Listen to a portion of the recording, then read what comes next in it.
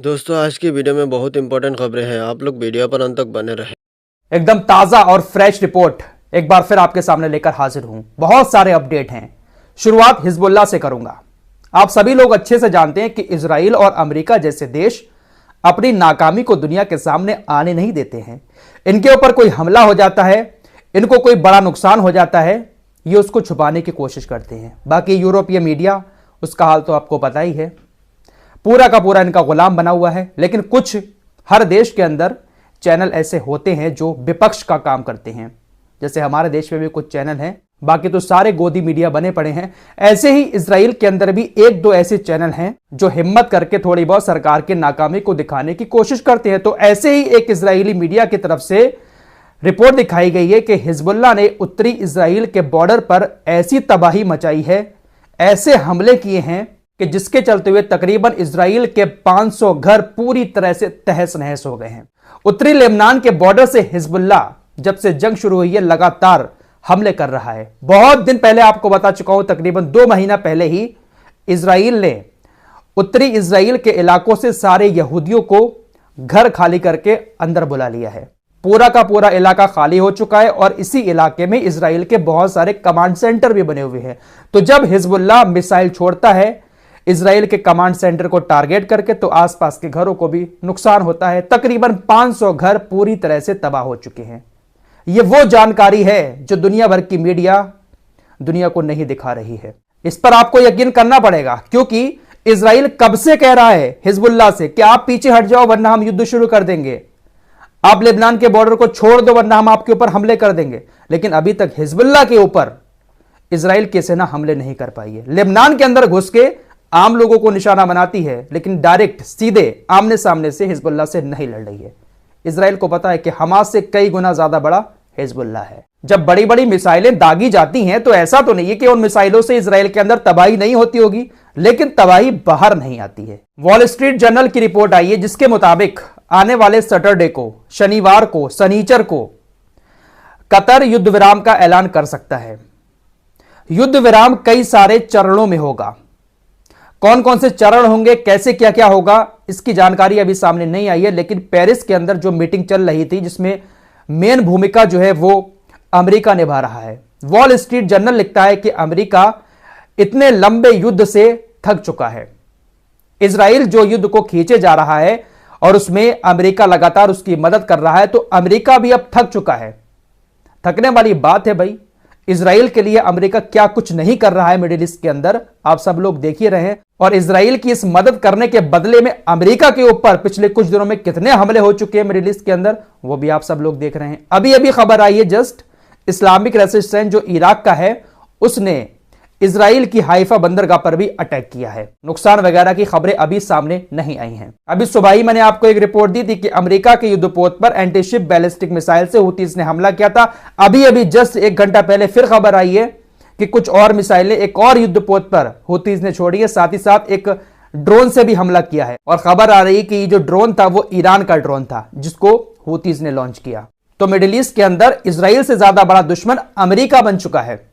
इसीलिए अमेरिका थक चुका है इस जंग से और अमेरिका भी चाह रहा है कि युद्ध विराम होना चाहिए।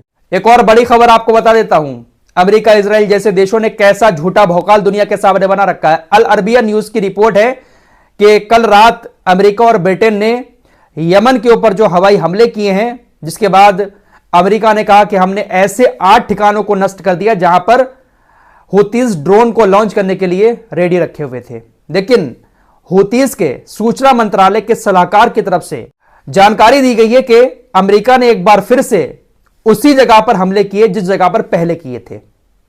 अमेरिका और ब्रिटेन की सेना यमन के अंदर आती जरूर है, लेकिन उसको हमारे खुफिया अड्डों का, हमारे हथियारों का पता नहीं लग पा रहा है। और जब लड़ाकू विमान यमन के अंदर आ ही जाते हैं तो फिर वही खाली जगहों पर वो हमले करके भाग जाते हैं। जब अमेरिका और ब्रिटेन ने पहला हमला किया था यमन के ऊपर, तभी मैंने आपको जानकारी दी थी कि अमेरिका के कई सारे बड़े अधिकारी कह रहे हैं कि हमारा इंटेलिजेंस पूरी तरह से यमन के अंदर अंधा हो चुका है। उसको समझ नहीं आ रहा है कि इन्होंने अपने हथियार छुपा कहां रखे हैं। खबरें आती हैं कि बड़ी बड़ी पहाड़ियों में बंकर बनाकर इन लोगों ने अपने हथियारों को छुपा दिया है। अमेरिका के इंटेलिजेंस उसको नहीं ढूंढ पा रहे हैं। अगर अमेरिका को पता चल जाता है तो अमेरिका टारगेट करके उन्हीं खुफिया अड्डों पर हमले करेगा जहां पर हथियार रखे हुए हैं। लेकिन भाई 8-10 साल से बमबारी झेल रहे हैं, सब कुछ पता है उनको कि कहां पर आकर हमले हो सकते हैं, कहां पर अपने हथियारों को छुपाया जा सकता है। आपकी स्क्रीन पर ये यमनी राष्ट्रपति सुरक्षा बल के कमांडर हैं, इनका नाम है जनरल अब्दुल्ला याहिया हसनी। इन्होंने सभी अरब देशों की सेनाओं के जनरल, कमांडर और बड़े बड़े ऑफिसर्स को ललकारते हुए कहा कि आपके सीने पर ये जो मेडल लगे हुए हैं, इन मेडल का तब तक कोई महत्व नहीं है, इन मेडल की तब तक कोई हैसियत नहीं है जब तक आप फिलिस्तीन को इंपॉर्टेंस ना दें। अगर आप एक सेना के अधिकारी हैं और आपके सीने पर बड़े बड़े मेडल लगे हुए हैं तो आपके लिए सबसे पहले फिलिस्तीन आना चाहिए। बात बिल्कुल जायज है, अगर थोड़ी बहुत भी हुड़की ये लोग देते रहते तो शायद इतना बुरा हाल गाजा का नहीं होता। इंटरनेशनल कोर्ट ऑफ जस्टिस ने जिस दिन से फैसला सुनाया है, नरसंहार को बंद करने की बात कही है, उस दिन से देखिए, लिस्ट आपकी स्क्रीन पर है। जुमे को यह फैसला सुनाया था और आज तक आंकड़ा देखिए आपकी स्क्रीन पर। जुमे को 183 लोग मार दिए, सैटरडे को 174, संडे को 165, मंडे को 215, ट्यूसडे को 114, वेडनेसडे को 150। ये कल तक के आंकड़े हैं।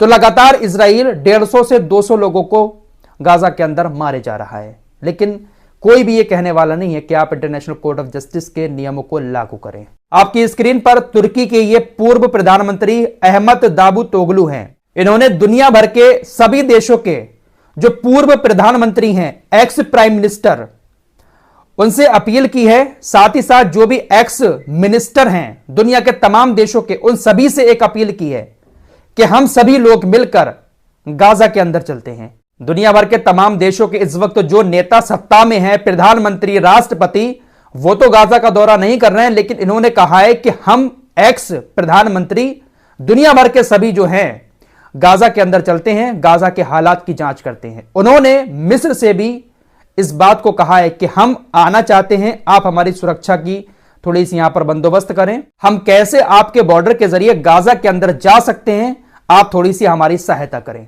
दोस्तों, गाजा का हाल इस वक्त ऐसा हो चुका है कि कोई भी अधिकारी गाजा के अंदर पहुंचता है, कोई भी नेता पहुंचता है ना, अगर उसके अंदर इंसानियत होगी तो वो रो पड़ेगा। दोस्तों, रात मैंने आपको एक दर्दनाक खबर बताई थी जहां पर इजराइल की सेना ने 30 लोगों को गिरफ्तार किया गाजा के, उनके मुंह पर कपड़ा बांधा, हाथों में हथकड़ी बांधी और उनको मारकर एक स्कूल में दफना दिया। रिपोर्ट आपको कल रात बता चुका हूं। यह मामला बहुत ज्यादा बढ़ चुका है, दुनिया भर में इस खबर को उठाया जा रहा है। हमास भी इस मामले के बाद भड़क चुका है इजराइल के ऊपर।